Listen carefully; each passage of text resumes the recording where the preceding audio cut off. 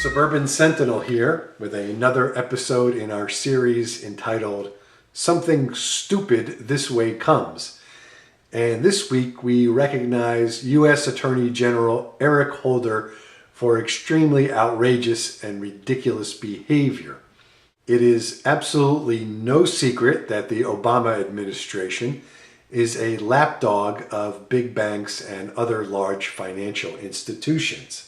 Over the last several years, the banks and finance companies have engaged in a pattern of illegal conduct, including but not limited to massive mortgage fraud, securities fraud, foreclosure fraud, interest rate rigging vis-a-vis the LIBOR and the overnight rates, and my personal favorite, money laundering for Al-Qaeda and other terrorist organizations. Yet to date, not one single high-level bank executive has been prosecuted.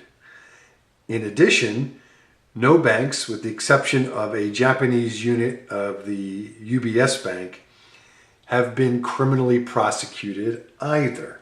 Several months ago, Attorney General Holder finally admitted that some banks are too big, powerful, and important to prosecute.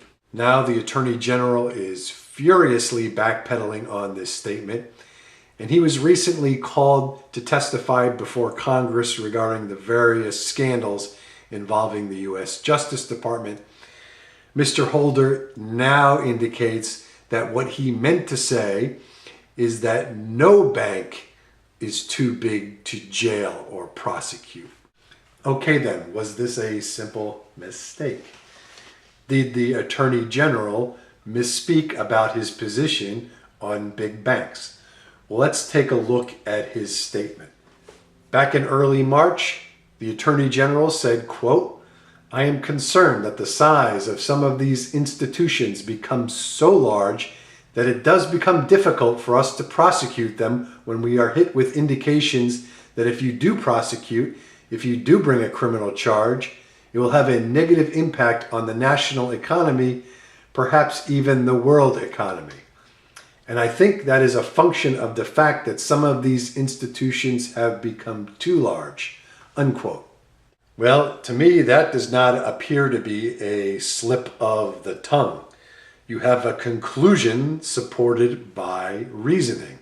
Not that I agree with the basis of the reasoning, but the AG did set forth the reasons. In addition, this statement was made on, I believe, March 6th of this year. It is now the middle of May. Why so long to correct this alleged mistake?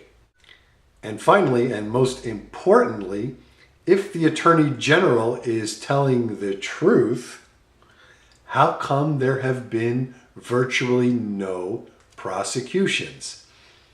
If big banks are not too big to jail, how come no executive is behind bars and there's only been one very minor criminal prosecution for outrageously illegal conduct? I can't speak on behalf of all of the American people, but I call liar, liar, pants on fire. Most of us good citizens are not nearly as dumb as you wish we were. So thanks for watching. This is the Suburban Sentinel. Please thumbs up and subscribe if you like what you see. Questions and enlightening comments are always welcome. Be safe, everybody.